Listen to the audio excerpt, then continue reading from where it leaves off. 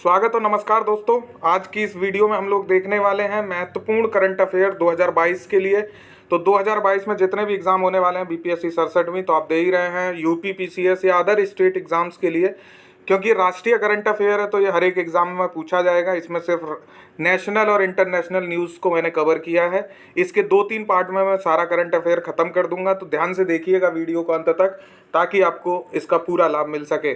सबसे पहला current affair है देश की पहली कागज रहित विधानसभा। सबसे ज़्यादा इंपॉर्टेंट क्वेश्चन है, ये ध्यान रखना आपको। नागालैंड बन गई है देश की पहली कागज रहित विधानसभा जिसने ई विधान को लागू कर दिया है। ऐसा कई और भी स्टेट ने किया है, लेकिन उन्होंने ई विधान एप्लीकेशन को लागू नहीं किया था। ठीक है, हिमाचल प्रदेश में भी ऐसी न्यूज़ थी, लेकिन वहाँ ई विधान एप्लीकेशन को पूरी तरह लागू नहीं किया गया।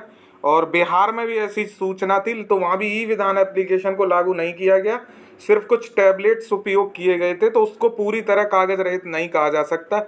इसलिए जो दर्जा मिला है वो मिला है देश की पहली कागज रहित विधानसभा को, नागालैंड को। ठीक है, तो ध्यान से देखना, ये देश की पहली कागज रहित विधानसभा है नागालैंड।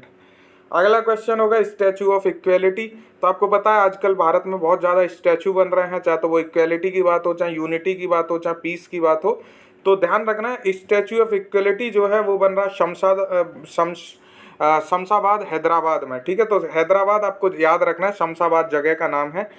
स्टैचू ऑफ इक्वेलिटी, ठीक है, समता का, इसको यूनिटी समता का बोला गया, इसको समता की जो स्टैचू, तो ये ध्यान रखना इक्वेलिटी को समता बोला जाता है। तो याद रखना समता या समानता, जो एग्जैक्ट वर्ड होगा वो होगा समता। तो स्टैचू ऑफ इक्वेलिटी है शमशाबाद हैदराबाद में। ठीक है, याद रखिएगा, इंपॉर्टेंट है। कुछ दूसरे स्टैचू भी हैं, उनको याद रखेंगे आप। स्टैचू ऑफ बिलीफ बन रहा है राजस्थान में, और statue of peace already Rajasthan में है ही। तो स्टैचू ऑफ बिलीफ, जिसको विश्वास बोलते हैं, स्टैचू ऑफ बिलीफ भी होगा राजस्थान में, और स्टैचू ऑफ पीस तो है ही राजस्थान में। ठीक है। Statue of unity Kevadia Gujarat में है, सरदार वल्लभ भाई पटेल की है ये।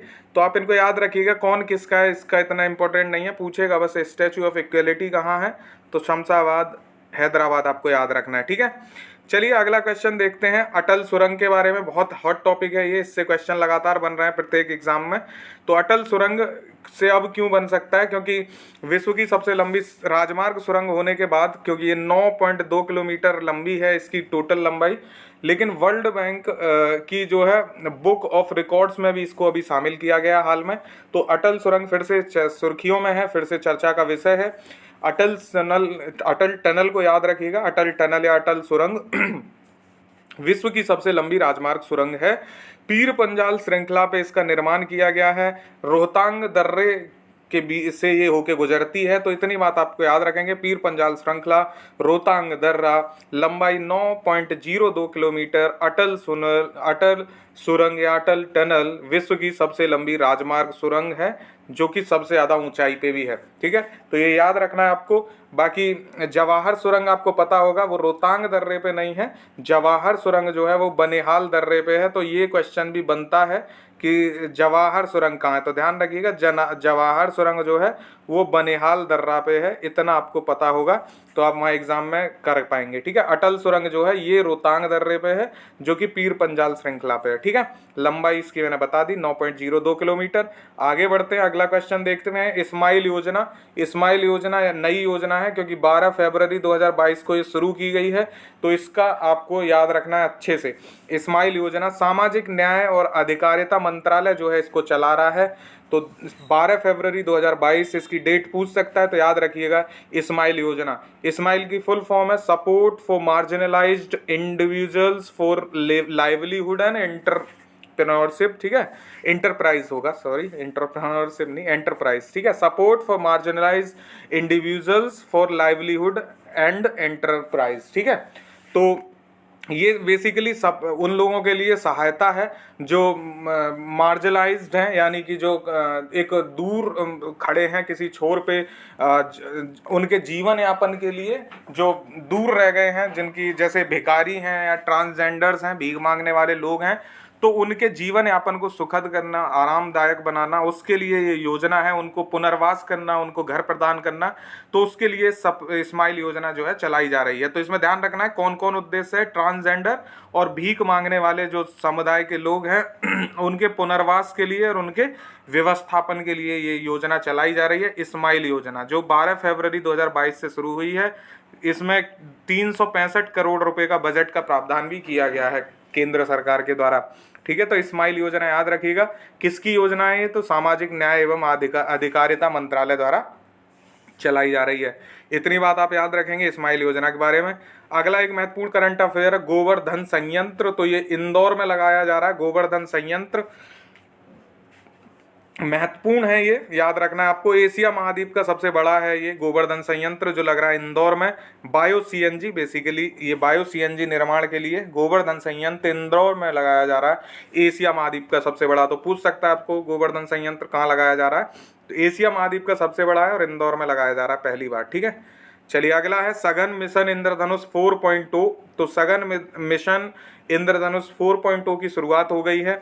8 अक्टूबर 2017 से जो है सघन मिशन इंद्रधनुष को शुरू किया गया था। टीकाकरण के लिए, बेसिकली जो लोग टीकाकरण से छूट गए हैं या कोविड के समय में टीकाकरण की जो रफ्तार धीमी हो गई थी, तो उसको तेज करने के लिए सघन मिशन इंद्रधनुष 4.0 को शुरू किया गया है 7 फरवरी 2022 से। तो आपको पूछ सकता है दूसरा चरण कब से, चौथा चरण कब से शुरू हुआ है, तो ये हुआ 7 फरवरी 2022 से। सघन मिशन इंद्रधनुष योजना शुरू हुई थी 8 अक्टूबर 2017 को, जब इसका पहला चरण शुरू हुआ था। ठीक है, तो सघन मिशन इंद्रधनुष को याद रखना है आपको। पहला चरण 8 अक्टूबर 2017, अभी फोर्थ चल रहा है जो 7 फरवरी 2022 को है। ठीक है, अगला क्वेश्चन है सुशासन सूचकांक या गुड गवर्नेंस से है ये क्वेश्चन। और सुशासन सूचकांक जो है 2021-22 में ये दिया गया है डीओपीटी के द्वारा। ठीक है, तो सुशासन सूचकांक जो कि डीओपीटी के द्वारा दिया गया है 2021-22 के लिए, आपको याद रखना है। इसमें ग्रुप बेसिकली डिवाइड किए गए हैं, group A, group B, group C और ग्रुप डी। तो ग्रुप ए इसमें गुजरात शीर्ष पे है, ग्रुप बी में Madhya Pradesh MP, group C में आपका हिमाचल प्रदेश है और ग्रुप डी में दिल्ली है। तो आप समझ ही गए होंगे, group A Gujarat, group B ये बड़े वाले हैं जो बड़े राज्य हैं, ग्रुप सी हिमाचल प्रदेश यानी पूर्वोत्तर और राज्य जो हिल्स एरिया है उसके लिए हिमाचल प्रदेश है, और ग्रुप डी केंद्र शासित प्रदेश के लिए दिल्ली शीर्ष पे है। ठीक है समझ में आया ये ग्रुप ए में गुजरात है, ग्रुप बी में एमपी है मध्य प्रदेश, और जो पूर्वोत्तर और पहाड़ी राज्य हैं उनके लिए हिमाचल प्रदेश है, और ग्रुप डी केंद्र शासित प्रदेश में दिल्ली शीर्ष पे सुशासन सूचकांक में। और ये दूसरा संस्करण था सुशासन सूचकांक का, पहला संस्करण आ चुका है ऑलरेडी। डीओपीटी इसको चला रहा है, जो कार्मिक लोक पेंशन विभाग है जिसके थ्रू नियुक्तियां होती हैं।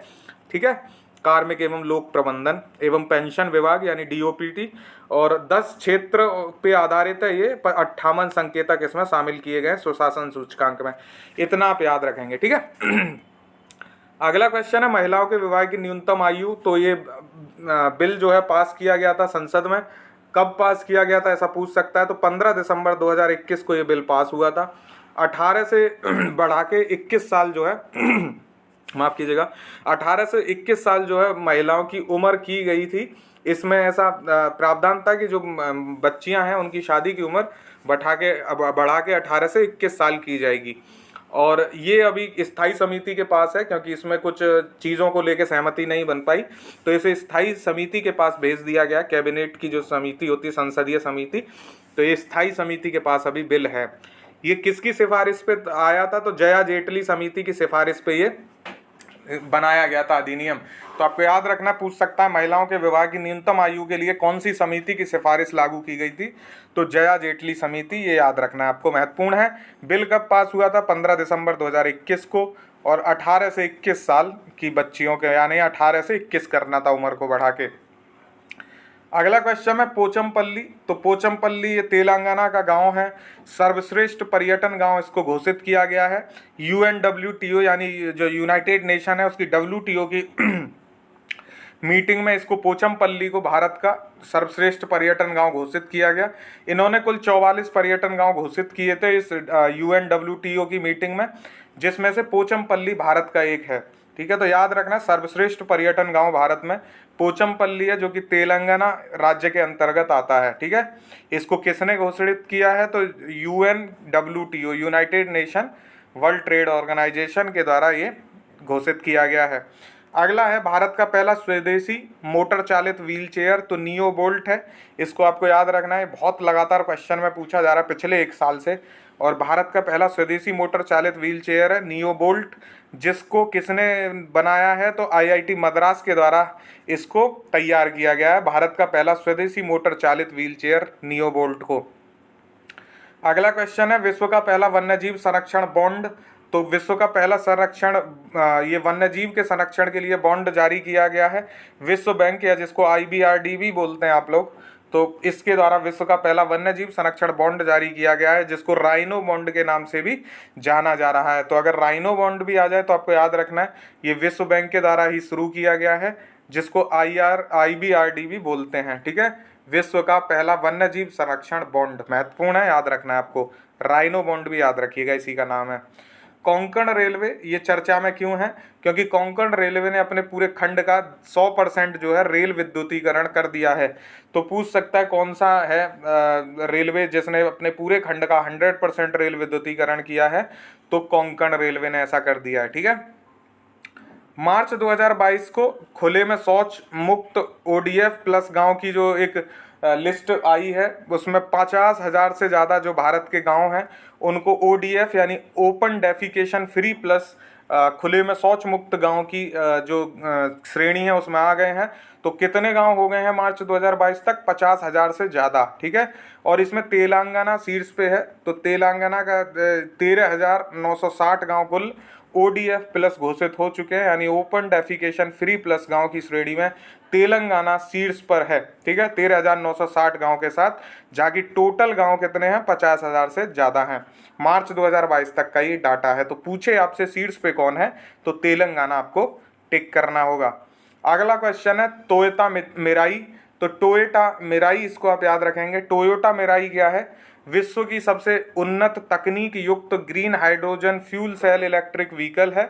यानी ये क्या है? अभी आपने देखा होगा जो केंद्रीय मंत्री हैं नितिन गडकरी, वो संसद भवन पहुंचे थे एक गाड़ी को लेके जो पूरी तरह ग्रीन हाइड्रोजन फ्यूल पे या ग्रीन हाइड्रोजन ईंधन सेल द्वारा ये चालित थी, पूरी तरह इलेक्ट्रिक वाहन था ये, इसको लॉन्च किया गया। तो इसी का नाम है टोयोटा मिराई, जिसमें नितिन गडकरी बैठ के गए थे, ठीक है। क्योंकि ये ग्रीन हाइड्रोजन फ्यूल सेल पे बेस्ड है, इसलिए विश्व की सबसे उन्नत तकनीक युक्त इसको माना जा रहा है। तो पूछ सकता है टोयोटा मिराई क्या है? तो टोयोटा मिराई बेसिकली एक इलेक्ट्रिक व्हीकल है जो ग्रीन हाइड्रोजन फ्यूल सेल पे चलता है, ठीक है। ये लॉन्च किया गया है अभी। आर्ट पार्क बेंगलुरु में है ये आर्ट पार्क, और ये चर्चा में क्यों है? क्योंकि ये भारत का पहला आर्टिफिशियल इंटेलिजेंस यानी कृत्रिम बुद्धिमत्ता और रोबोटिक टेक्नोलॉजी पार्क है। बात समझ में आई आपको? आर्ट पार्क, ठीक है। तो ये आर्ट पार्क क्या है? ये है भारत का पहला कृत्रिम बुद्धिमत्ता और रोबोटिक्स टेक्नोलॉजी बेस्ड पार्क, जो कि बेंगलुरु में है, ठीक है। ध्यान रखना है आपको, बेंगलुरु में है आर्ट पार्क। अगला क्वेश्चन है डिजिटल वाटर डाटा बैंक, तो digital water data bank aquarium है ये, और ये एक्वेरियम बनाया गया बेहतर जल प्रबंधन के लिए बेंगलुरु में, ठीक है। समझ में आई बात? डिजिटल वाटर बैंक है ये, वाटर डाटा बैंक, एक्वेरियम के नाम से भी इसको आप समझ सकते हैं। ये किस लिए है? तो बेहतर जल प्रबंधन के लिए है, और बेंगलुरु में है ये, ठीक है। तो क्या है ये? Digital water data bank aquarium, इसका नाम है aquarium. Digital water data bank है, बेहतर जल प्रबंधन के लिए है, और बेंगलुरु में है। तो बेंगलुरु में हमने दो चीजें देख ली, आर्ट पार्क और digital water data bank aquarium, ठीक है। अगला महत्वपूर्ण एक है करंट अफेयर है MV रामप्रसाद बिस्मिल। ये ब्रह्मपुत्र नदी पर जाने वाला सबसे लंबा जहाज है, जो हल्दिया पश्चिम बंगाल से लेके हल्दिया बांग्लादेश से असम गुवाहाटी तक ये जो है गया है। तो ये ध्यान रखना है आपको, MV रामप्रसाद बिस्मिल ये सबसे लंबा जहाज हो गया है जो ब्रह्मपुत्र नदी पर जाने वाला जहाज बना है। नाम पूछ सकता है आपसे, ब्रह्मपुत्र नदी पर जाने वाला सबसे लंबा जहाज कौन है? तो ये MV रामप्रसाद बिस्मिल, ठीक है, याद रहेगा आपको। और ये हल्दिया से गुवाहाटी असम तक गया था, ठीक है। अगला है सौर ईंधन का उपयोग करने वाली पहली एयरलाइन कौन है? तो सौर ईंधन का उपयोग करने वाली पहली एयरलाइन बन गई है स्विस इंटरनेशनल। ठीक है, स्विस बैंक से इसको याद रखेंगे आप। स्विस इंटरनेशनल जो है ये सौर ईंधन का उपयोग करने वाली पहली एयरलाइन बन गई है। अगला है लेवेंडर। तो लेवेंडर क्या है? अरोमा मिशन है बेसिकली। अभी आपने लेवेंडर का मतलब होता है बैंगनी, तो आप इसको बैंगनी क्रांति के नाम से भी समझ सकते हैं। और बैंगनी क्रांति की शुरुआत हुई है डोडा जिला है जम्मू कश्मीर का, यहाँ से लेवेंडर जो क्रांति या लेवेंडर बैंगनी क्रांति जो है शुरू हुई है। तो याद रखना अरोमा मिशन के नाम से भी इसको जाना जा रहा है और बैंगनी क्रांति के नाम से भी इसको जाना जा रहा है। तो ये लेवेंडर उगाया कहाँ पे जाएगा? डोडा डिस्ट्रिक्ट में। जिला है डोडा किसका? जम्मू कश्मीर का, याद रखिएगा। अगला है जापान की पहली हाइड्रोजन चालित ट्रेन। तो पूछ सकता है जापान की पहली हाइड्रोजन चालित ट्रेन कौन है? तो हाइबरी इसका नाम है और यह हाइड्रोजन चालित ट्रेन है। तो हाइबरी और हाइड्रोजन ऐसे याद रखेंगे, जापान की है ये। अगला है 100वां हर घर जल जिला कौन बन गया है? तो चंबा डिस्ट्रिक्ट है हिमाचल प्रदेश का और ये 100वां हर घर जल जिला घोषित किया गया है। 5वां आकांक्षी जिला भी है ये, एस्पिरेशनल डिस्ट्रिक्ट भी है। 5th चंबा जो कि हिमाचल प्रदेश में 100वां हर घर जल जिला घोषित किया गया है इसको। अगला है विश्व की पौधे से निर्मित पहली वैक्सीन। तो कोविफेंज है जो कि कनाडा से संबंधित है। कोविफेंज ये पहली विश्व की पौधे से निर्मित वैक्सीन है जो कनाडा ने तैयार की है। इसका क्या नाम है? कोविफेंज। ठीक है, याद रखिएगा, विश्व की पौधे से निर्मित पहली वैक्सीन है। अगला है कोआला। कोआला क्या है? ऑस्ट्रेलिया द्वारा लुप्तप्राय प्रजाति है, ये घोषित की गई है अभी कोआला। ठीक है, ये ऑस्ट्रेलिया की प्रजाति है जिसको लुप्तप्राय प्रजाति घोषित कर दिया है ऑस्ट्रेलिया ने कोआला को। ठीक है, एक चीज़ अभी हाल ही में न्यूज़ में रही है बाबुस्का। तो पूछ सकता है आपसे बाबुस्का क्या है? बाबुस्का बेसिकली एक बटालियन थी जो रूस यूक्रेन के युद्ध के बीच ये बटालियन काफ़ी चर्चा में आ गई है। तो बाबुस्का याद रखिएगा, ये इसमें वृद्ध महिलाएं शामिल थीं और ये एक बटालियन थी जो युद्ध करने के लिए खड़ी हो गई थी। इसमें वृद्ध महिलाएं मुख्यतः शामिल थीं। वेलेंटाइना और कॉम्स्टेनोवस्का, इनका नाम आपने सुना होगा, वेलेंटाइना कॉम्स्टेनोव्स्का। आप वेलेंटाइना भी याद रखेंगे तो काम हो जाएगा। ये बाबुस्का जो बटालियन है उसी से संबंधित महिला थी जो 70 साल से 75 साल की उम्र के बीच थी। इन्होंने हथियार उठा लिया था रूस यूक्रेन युद्ध के समय। यूक्रेन की ये महिला हैं और यूक्रेन से ही है ये बाबुस्का। ठीक है, ऑपरेशन गंगा याद रखना है, यूक्रेन में फंसे भारतीय नागरिकों के लाने के लिए शुरू किया गया भारत सरकार द्वारा ऑपरेशन गंगा। NSWS यानी national single window clearing system शुरू करने वाला पहला जो यूटी है जो केंद्र शासित प्रदेश है वो जम्मू कश्मीर बन गया है। ठीक है, याद रखना है आपको क्या है ये national single window clearing system. इससे एकीकृत होने वाला प्रथम यूटी यानी केंद्र शासित प्रदेश बन गया जम्मू कश्मीर। आपसे पूछ सकता है इंडिकोव OM क्या है? तो इंडिकोव OM है RT-PCR डायग्नोस्टिक किट। इससे RT-PCR चेक किया जाता है। CSIR द्वारा ये निर्मित की गई है इंडिकोव OM। ठीक है, और इसके द्वारा RT-PCR टेस्ट परफॉर्म किए जाएंगे। भारत की निर्मित है ये इंडिकोव, याद रखना है आपको। भारत का पहला जिला सुशासन सूचकांक आया है। अभी हमने गुड गवर्नेंस देखा था, सुशासन सूचकांक देखा था, लेकिन भारत का पहला जिला सुशासन सूचकांक भी आया है जो जम्मू कश्मीर से पहली बार शुरू किया गया है। तो भारत का पहला जिला सुशासन सूचकांक कहाँ आया है? जम्मू कश्मीर में। अमित शाह द्वारा ये लॉन्च किया गया था। तो याद रखना है आपको, भारत का पहला जिला सुशासन सूचकांक जम्मू कश्मीर से। क्वांटम प्रयोगशाला और आर्टिफिशियल इंटेलिजेंस केंद्र बनाए गए हैं भारतीय सेना के द्वारा। तो पूछ सकता कहाँ बनाए गए हैं? ये है महू मध्य प्रदेश में। ठीक है, क्वांटम प्रयोगशाला और आर्टिफिशियल इंटेलिजेंस केंद्र का निर्माण किया गया है भारतीय सेना द्वारा महू मध्य प्रदेश में। अगला है पुलिस में ट्रांसजेंडरों के लिए आरक्षण की व्यवस्था। तो ऐसा किया है कर्नाटक सरकार ने। पुलिस में ट्रांसजेंडरों के लिए आरक्षण की व्यवस्था कर्नाटक सरकार ने कर दी है। इंपॉर्टेंट है, याद रखना है। ओडिशा का सबसे लंबा पुल टी सेतु है इसका नाम और ये महानदी पर बनाया गया है। 3.4 किलोमीटर इसकी कुल लंबाई है। ओडिशा का सबसे लंबा पुल है जिसका निर्माण हुआ है महानदी पर। टी सेतु इसका नाम है, लंबाई इसकी 3.4 किलोमीटर है। अगला है अस्कोट वन्यजीव अभयारण्य। तो पिथौरागढ़ उत्तराखंड से संबंधित है ये अस्कोट वन्यजीव अभयारण्य। अभी ये चर्चा में रहा क्योंकि इसके आसपास के क्षेत्र को संवेदनशील घोषित किया गया है सरकार के द्वारा। तो पूछ सकता है अस्कोट वन्यजीव अभयारण्य कहाँ से संबंधित है? पिथौरागढ़ उत्तराखंड से, और पृथ्वी का हरित स्वर्ग इसको कहा जाता है। तो ध्यान रखिएगा, अस्कोट वन्यजीव अभयारण्य चर्चा में रहा था अभी। अगला है भारत की पहली साइबर तहसील। तो मध्य प्रदेश में भारत की पहली साइबर तहसील बनाई जा रही है, और ये बनते ही भारत का पहला जो स्टेट भी हो जाएगा मध्य प्रदेश। तो याद रखिएगा, भारत की पहली साइबर तहसील का निर्माण मध्य प्रदेश में किया जा रहा है। अगला है विश्व की पहली बिटकॉइन सिटी। तो चाहे वो बिटकॉइन को सबसे पहले मान्यता देना हो या उसको करेंसी घोषित करना हो, वो सब अल सल्वाडोर ने ही किया है अब तक, और विश्व की पहली बिटकॉइन सिटी बनाने की घोषणा भी अल सल्वाडोर ने कर दी है। तो याद रखिएगा, विश्व की पहली बिटकॉइन सिटी कहाँ बन रही है? अल सल्वाडोर में। ठीक है।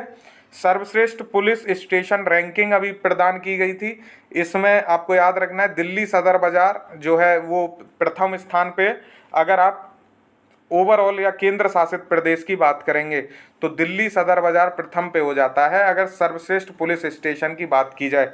लेकिन सिर्फ राज्यों की बात की जाएगी तो राज्य में सिद्धार्थ नगर है, और सिद्धार्थ नगर का मिश्रौलिया जो है वो पुलिस स्टेशन है। तो सिद्धार्थ नगर कहाँ का है? उत्तर प्रदेश का जिला है सिद्धार्थ नगर।